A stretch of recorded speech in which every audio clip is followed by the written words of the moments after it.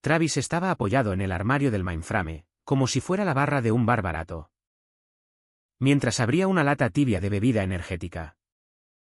Le dio un sorbo lento y ruidoso. Me dedicó una sonrisa de superioridad y dijo que ya debería irme a casa por esa noche, porque él tenía todo bajo control. No me moví. Simplemente mantuve mis ojos en la interfaz de línea de comandos, donde los registros de estado del servidor subían lentamente. Lo dijo de nuevo, agitando la lata azul hacia la puerta, diciéndome que me fuera a dormir como si él mismo hubiera construido toda la arquitectura de la red. Tenía 27 años, usaba zapatillas de diseñador impecables en una sala de ingenieros. Y hablaba lo suficientemente rápido como para hacer creer a la gente que sabía lo que estaba haciendo. Mi nombre es Gerald Vance. Tengo 58 años. Vivo en Raleigh, Carolina del Norte, y durante los últimos 15 años he sido el especialista senior de sistemas en Helix Systems. Es un título largo que básicamente significa que cuando los sistemas centrales se caen a las 3:00 de la mañana, mi teléfono es el que suena. Construí los servidores del backend desde cero cuando la empresa era solo un grupo de 6 personas en un sótano alquilado, con tuberías que goteaban, paneles del techo manchados de agua y luces fluorescentes parpadeantes que zumbaban constantemente. Recuerdo pasar frías noches de diciembre comiendo pizza fría, bebiendo café barato y rastreando cables de Ethernet a mano. Durante esos 15 años, vi cómo el panorama tecnológico en el Research Triangle Park cambiaba por completo. Pasamos de los racks de servidores físicos a las máquinas virtuales, y finalmente a la nube. Me adapté a cada cambio, reescribiendo las consultas de la base de datos y los scripts del servidor para mantener los sistemas altamente optimizados. Ahora, ocupábamos 3 pisos completos en una torre de cristal en el centro. Y el director de tecnología, Duncan Pierce, intentaba pintarme como una reliquia del pasado. Un dinosaurio que no encajaba en su nueva visión centrada en la nube. Hace solo 2 días, vi a Duncan llevar a Travis a la sala de juntas ejecutiva. Duncan sostenía una memoria USB que yo sabía que contenía mi mapa de infraestructura personalizado. Había pasado 3 meses dibujando, codificando por colores y documentando ese mapa, para que los desarrolladores junior no eliminaran las bases de datos activas por accidente. Detalla cada relación de la base de datos, cada punto de conexión de la API y cada configuración de servidor de respaldo que tenemos. Duncan señaló la pantalla de proyección como si él mismo hubiera concebido el diseño. Travis asintió, soltando algunos términos como orquestación de microservicios, canalizaciones de contenedores de confianza cero y arquitectura agnóstica de la nube, llevándose el crédito por todo el diseño. Yo estaba de pie junto a la máquina de café en el pasillo y los observaba a través del panel de cristal. No estaban ascendiendo a Travis porque fuera un genio. Lo estaban ascendiendo porque se parecía a lo que la junta directiva pensaba que un prodigio de la tecnología debía parecer. Usaba la marca correcta de sudaderas. Hablaba a una velocidad vertiginosa y descartaba el código antiguo como deuda técnica sin siquiera mirar los archivos fuente. Creía que todo se podía resolver lanzando más recursos de la nube y máquinas virtuales al problema, ignorando por completo la eficiencia fundamental de las consultas de la base de datos. Permanecí en silencio, negándome a jugar sus juegos políticos. Travis se fue a la reunión de revisión de incidentes de la gerencia, dejando un rastro de jerga vacía a su paso. Mientras tanto, yo volví a mi terminal. El clúster de producción estaba perdiendo tiempo de actividad del sistema, y el resto del equipo estaba demasiado ocupado escribiendo actualizaciones en Slack y planeando su próximo retiro de equipo como para notar el retraso en el rendimiento. La puerta de enlace principal de la API estaba perdiendo paquetes, y los tiempos de respuesta se habían disparado a más de 1500 milisegundos, causando retrasos en las compras de nuestros clientes. Encontré la fuga de memoria en menos de 5 minutos. Travis había implementado una biblioteca de terceros no verificada, que no cerraba los grupos de conexión después de la ejecución de las consultas. Apliqué un hotfix manual, Restauré la respuesta de la puerta de enlace a 12 milisegundos y dejé una nota breve y seca en el historial del repositorio. Escribí que la próxima vez deberían leer la documentación antes de implementar paquetes no verificados. Nadie notaría la nota a menos que realmente miraran los registros fuente, y por mi experiencia, nadie en Helix Systems lo hacía nunca. Al salir, pasé por la sala de conferencias de cristal. Travis le estaba mostrando a la junta mi diagrama de arquitectura, llamándolo una canalización de conmutación por error moderna y optimizada. Duncan parecía un padre orgulloso, asintiendo con la cabeza. El hombre no había tocado un compilador desde 2004, pero ahora actuaba como un pionero digital. No esperé a que terminaran su presentación. Empaqué mi bolso, tomé mis llaves y salí del edificio. Sobre mi escritorio, Travis había dejado su lata de bebida energética medio vacía. Y la condensación goteaba sobre mi cuaderno físico. La tiré al contenedor de reciclaje al salir. A la mañana siguiente. Estaba a medio terminar mi primera taza de café solo cuando Duncan entró en la sala de trabajo. Estaba haciendo su ronda típica, actuando como un amigable director de instituto. Me miró, sonrió y me preguntó si tenía unos minutos para una charla rápida. Señaló hacia la pequeña habitación de cristal que llamábamos la pecera. No había nada casual en la pecera. Era la habitación a la que la gente entraba con sus tarjetas de acceso y salía con cajas de cartón. Me senté frente a él, y juntó las manos sobre la mesa, comenzando con su sonrisa corporativa estándar.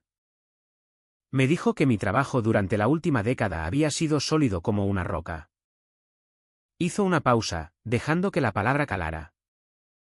Como si ser fiable fuera una forma educada de decir que estaba anclado en mis métodos y que carecía de innovación. Dijo que sentía que yo había alcanzado mi máximo potencial en la empresa, lo cual, según él, estaba bien, porque no todo el mundo quería ascender en la escalera corporativa. Me dijo que estaban reestructurando la división para hacer espacio a los nativos digitales, que traían perspectivas frescas. Quería que yo pasara las próximas 2 semanas transfiriendo mi conocimiento tribal a los miembros más nuevos del equipo de ingeniería. De hecho, usó la frase conocimiento tribal, haciendo comillas en el aire con los dedos. No dije nada. Simplemente lo miré fijamente, dejando que el silencio se alargara hasta que se movió incómodamente en su silla y se ajustó el cuello. Justo en ese momento, Travis pasó por la ventana de cristal. Miró hacia adentro y me hizo un pequeño y burlón saludo con la mano. Duncan no se dio cuenta. Siguió hablando, diciéndome que mi título no cambiaría por ahora, pero que necesitaban que documentara todo para que la transición fuera fluida. No mencionó la indemnización. No mencionó un paquete de salida oficial ni un pago formal por despido. Solo quería que entrenara a mi reemplazo, cediera mis responsabilidades y luego desapareciera sin crear una escena administrativa. Me levanté, salí de la habitación y no le di la mano. De vuelta en mi escritorio, Travis estaba sentado en mi silla ergonómica. Tenía los pies sobre la esquina del escritorio y comía las nueces que guardaba en mi cajón. Me preguntó si sabía cómo funcionaba el sistema de nombres de dominio por dentro, riéndose como si estuviera haciendo una pregunta trampa. No le respondí. Simplemente me quedé allí de pie hasta que captó el mensaje. Bajó los pies y se deslizó de vuelta a su lado del escritorio. Para la tarde siguiente, la reorganización corporativa ya había comenzado a moverse. Estaba trabajando en un parche menor del sistema cuando un suave sonido de notificación resonó en toda la oficina, seguido por el silencioso murmullo de la gente girando la cabeza. Todos estaban leyendo sus monitores exactamente al mismo tiempo. Era el anuncio de reorganización para toda la empresa. El correo electrónico se titulaba Cambios emocionantes para la infraestructura de ingeniería. Revisé mi propia bandeja de entrada, pero estaba vacía. Abrí la herramienta de mensajería interna, pero mi acceso al canal principal de ingeniería ya había sido restringido a solo lectura. Me senté en mi terminal y vi cómo mi nombre desaparecía de los tableros de proyectos activos, uno por uno. Tareas que yo había gestionado durante 8 años aparecían de repente como no asignadas o transferidas directamente a Travis. El panel de monitoreo que había construido desde cero ahora tenía el campo de ingeniero principal cambiado a por determinar. Fui al escritorio de administración de sistemas para preguntar sobre una solicitud de hardware pendiente que había enviado.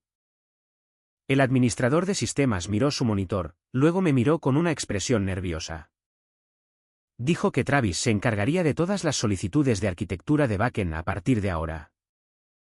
El chico que no sabía cómo ejecutar una herramienta de diagnóstico básica ahora estaba a cargo de toda la línea de pago segura. Fui a la oficina del director, pero la puerta estaba cerrada. La placa con el nombre en la puerta ya tenía programado su reemplazo. Fui al departamento de recursos humanos. Y la recepcionista me dijo que la coordinadora no estaba ese día y no podía reunirse conmigo. Todo el equipo directivo se había vuelto repentinamente inaccesible. Cuando regresé a mi escritorio, mi pizarra había sido borrada. Y mis notas de sistema escritas a mano habían sido arrojadas al contenedor de reciclaje. Travis había movido el segundo monitor para que bloqueara la vista desde el pasillo. Me preguntó si me importaba que cambiara la consola predeterminada a su tema favorito. Sin siquiera esperar a que respondiera antes de teclear el comando.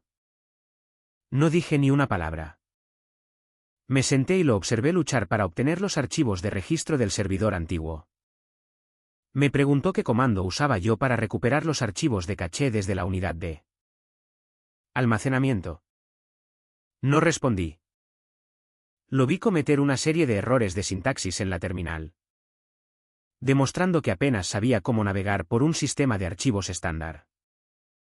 Era doloroso ver a alguien con tan poco conocimiento fundamental tomar el control de un sistema que procesaba millones de dólares en transacciones diarias. Sabía que sin mi intervención, la base de datos eventualmente colapsaría. Pero mantuve la compostura. Me levanté. Saqué mi libro de registro físico del estante superior y lo puse sobre el escritorio junto a él. Le dije que lo necesitaría, luego metí la mano debajo de mi cajón. Retiré la unidad de respaldo personal que guardaba pegada a la parte inferior del marco y me la guardé en el bolsillo. Salí de la oficina antes de las 3:12 de la noche. Esa noche, me senté en un tranquilo restaurante local en Raleigh. Pedí un plato sencillo de pastel de carne y observé la lluvia deslizarse por las ventanas. Los otros clientes hablaban de deportes y planes familiares. Un marcado contraste con las puñaladas por la espalda corporativas que había experimentado toda la semana. Me hizo darme cuenta de que Helix Systems era solo un trabajo, no mi vida. Fui a casa, me serví un vaso de bourbon y me senté en la mesa de mi cocina. El silencioso zumbido del refrigerador era el único sonido en la casa.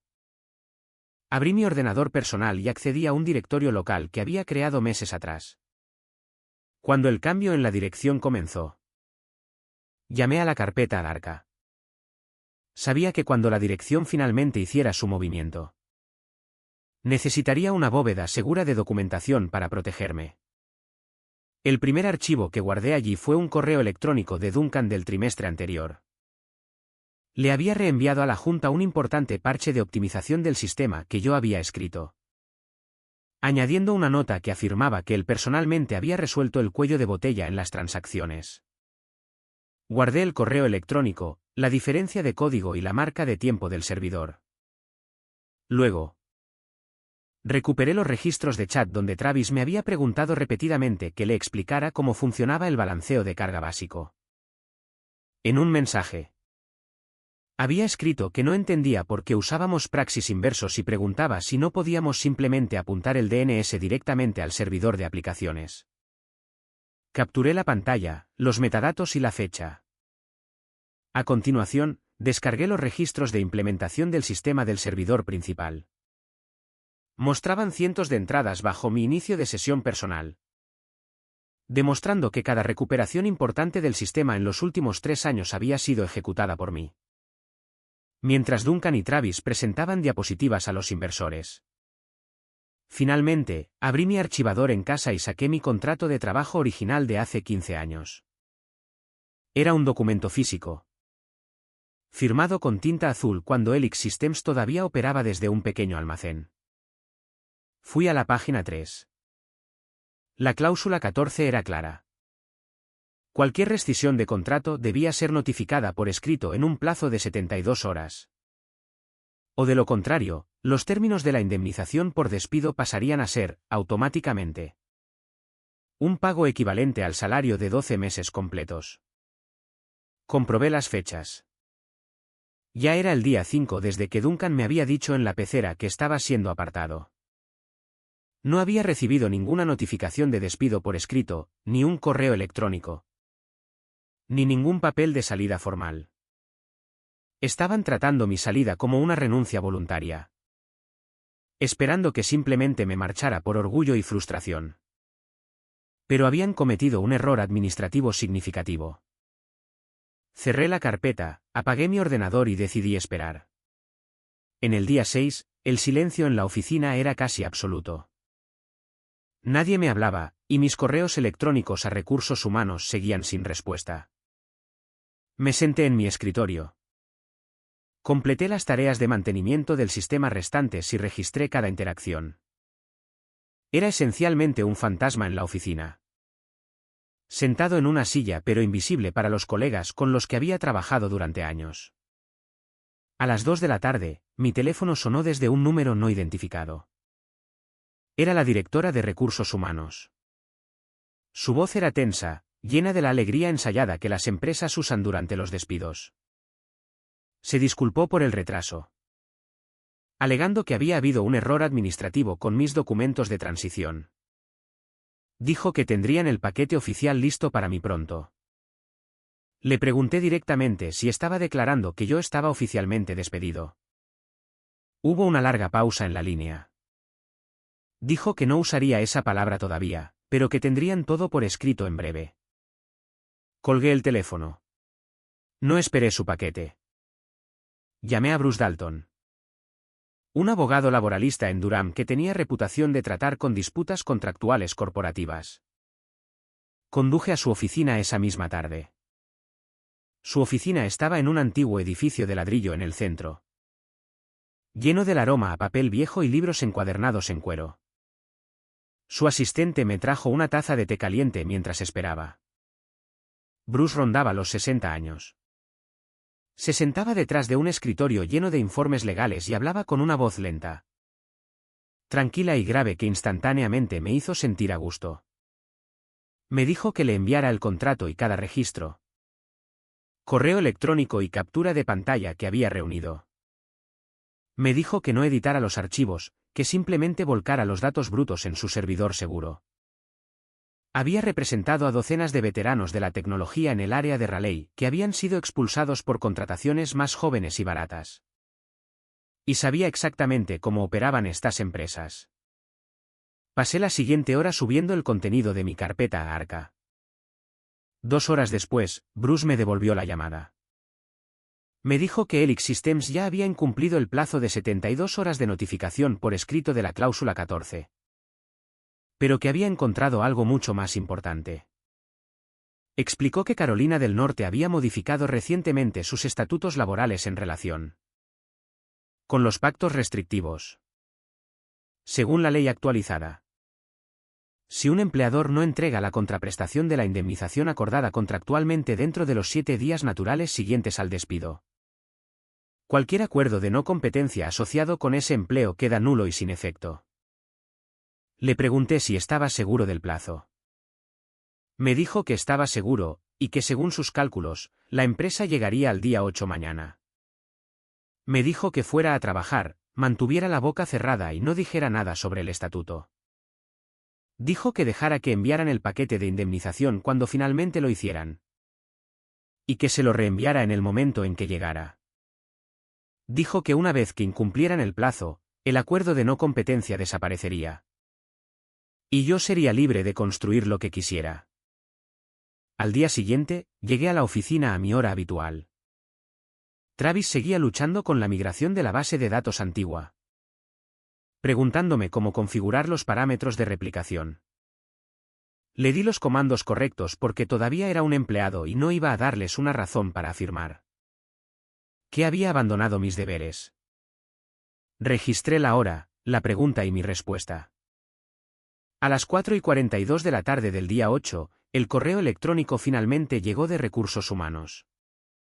Contenía 5 archivos PDF adjuntos, incluyendo una renuncia a reclamaciones y un acuerdo de transición. El correo electrónico decía que esperaban que el paquete reflejara su agradecimiento por mí. Servicio. No abrí los archivos adjuntos. Reenvié todo el correo electrónico a Bruce Dalton con una breve nota, paquete del día 8 recibido. Luego apagué mi terminal. Recogí mis pertenencias personales de mi escritorio y salí de Helix Systems por última vez. Ese fin de semana. Me senté en la mesa de mi comedor y abrí un nuevo archivo en mi portátil personal. No usé hardware de la empresa, ni la VPN de la empresa, ni los servidores de la empresa. Titulé el proyecto Fennel. Era un sistema de caché de bases de datos independiente que había estado planeando durante años. Diseñado para resolver los mismos cuellos de botella con los que Helix Systems había estado luchando. Escribí las primeras líneas de código esa noche, sabiendo que mi acuerdo de no competencia ya no era exigible. Pasé las siguientes 14 horas programando, construyendo la arquitectura central utilizando una metodología de desarrollo de sala limpia. Mantuve un registro detallado de cada archivo creado, asegurándome de que ni una sola línea de código se solapara con las bibliotecas propietarias de Helix Systems. Configuré un repositorio Git local en mi ordenador personal, registrando el código cada hora para establecer un claro registro cronológico de mi trabajo independiente. También configuré copias de seguridad automáticas en una cuenta de almacenamiento en la nube privada y segura, creando una doble capa de evidencia con marca de tiempo que ningún tribunal podría disputar.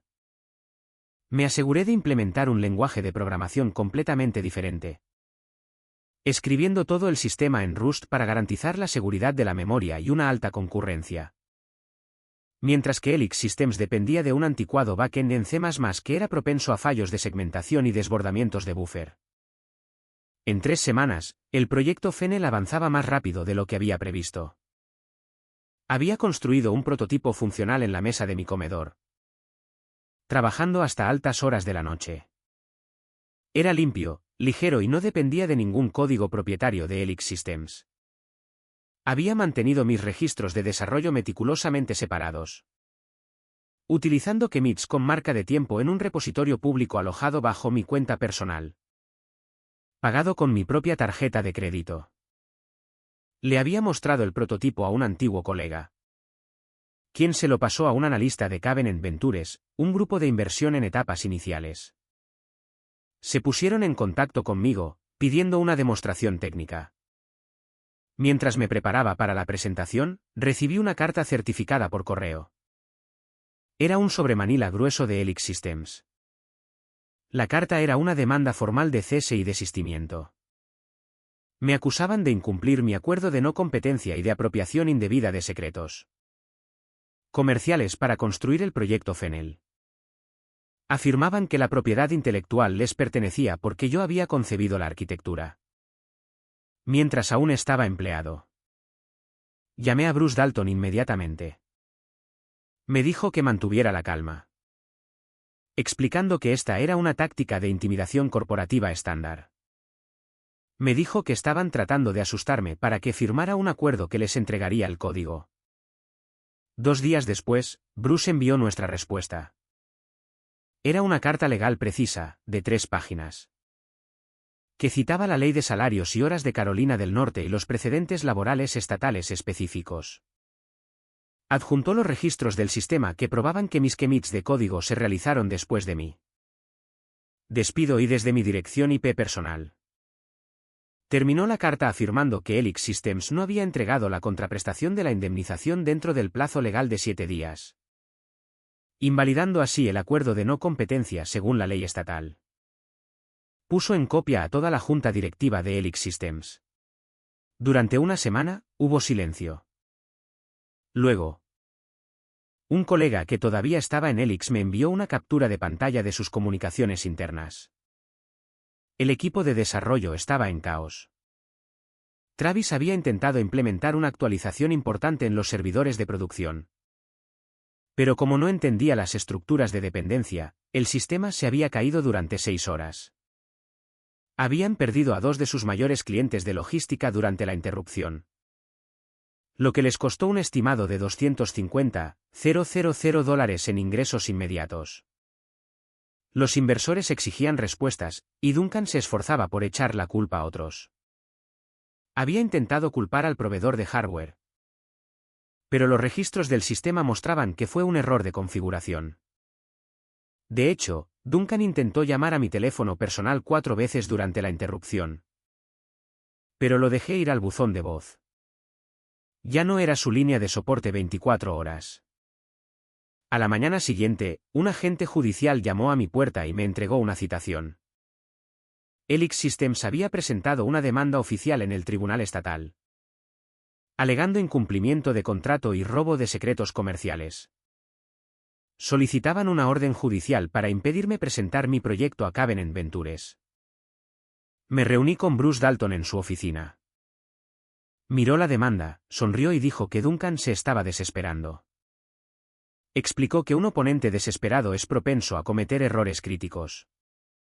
Presentamos nuestra respuesta formal y una contrademanda en el plazo de una semana, solicitando el descubrimiento completo de todas las comunicaciones internas, registros de recursos humanos, hilos de Slack y correos electrónicos ejecutivos relacionados con mi despido.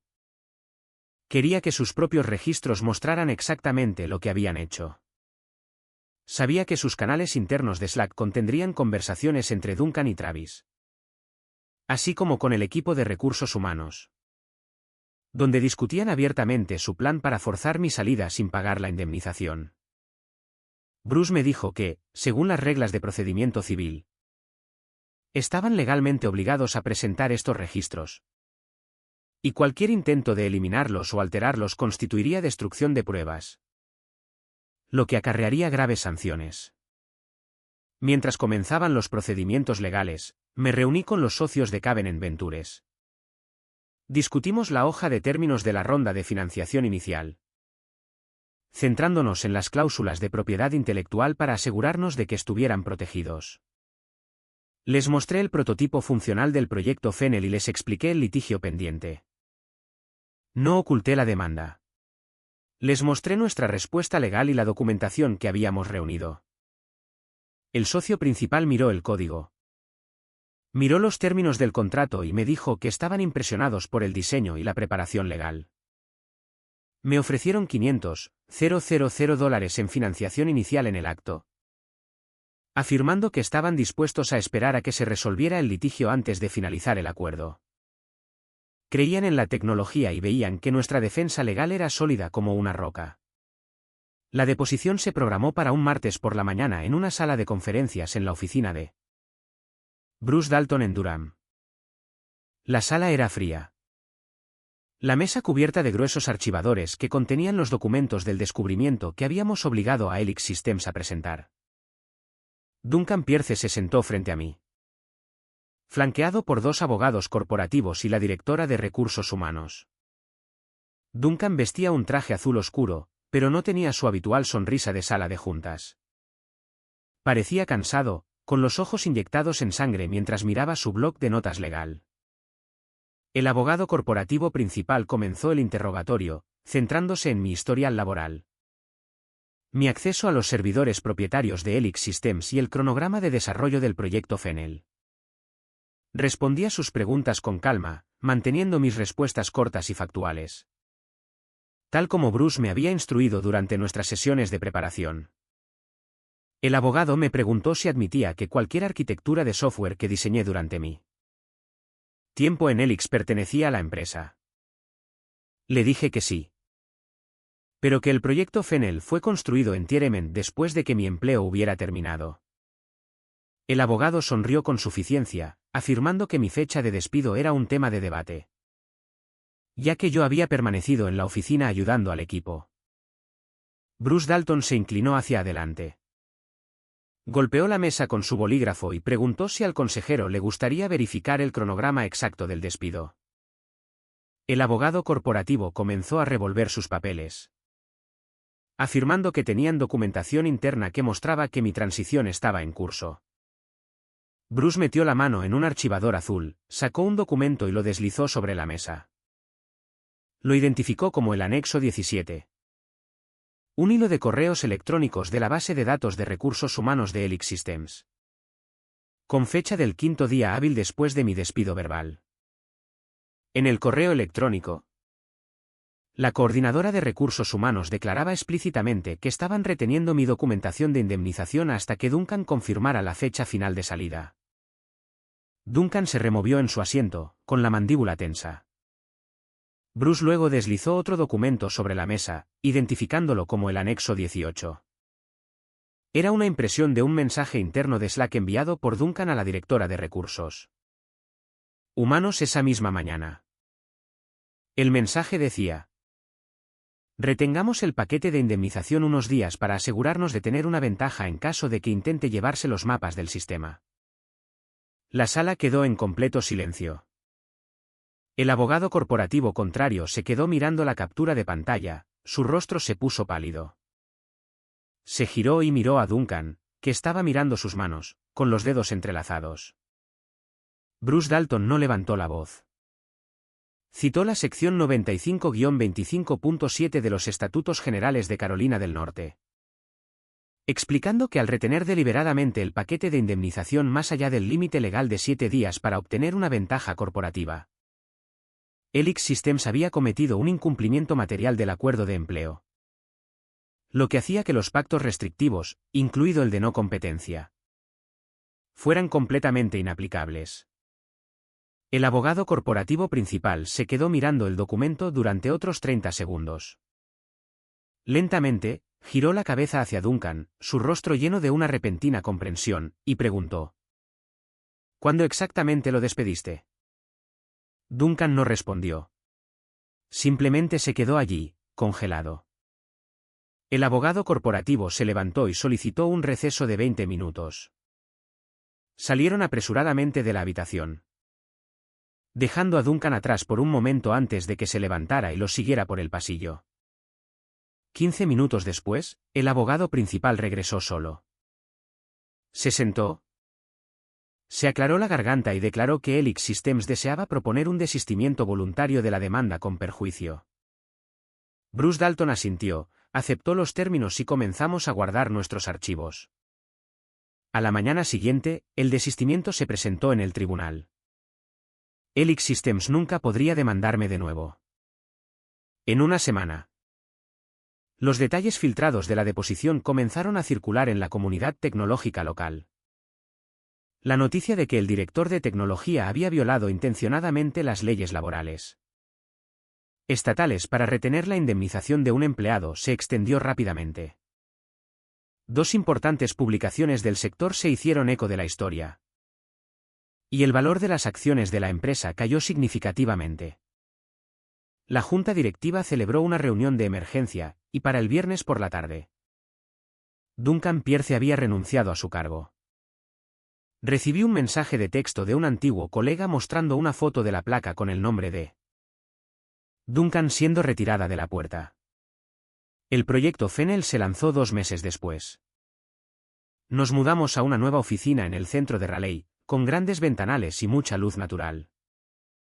Mi nombre estaba impreso en la puerta de cristal: Gerald Vance, fundador. Firmamos con nuestros primeros 4 clientes empresariales el día del lanzamiento, incluida una de las empresas de logística que se había ido de Helix Systems. Contraté a 2 de los ingenieros senior que habían renunciado a Helix Systems poco después de mí partida. Nos sentamos en nuestra nueva sala de trabajo, bebiendo café de tazas de cerámica, y observamos cómo nuestros sistemas funcionaban sin problemas. No busqué venganza. Simplemente construí mi producto. Documenté mi trabajo y dejé que se destruyeran a sí mismos bajo el peso de su propia arrogancia.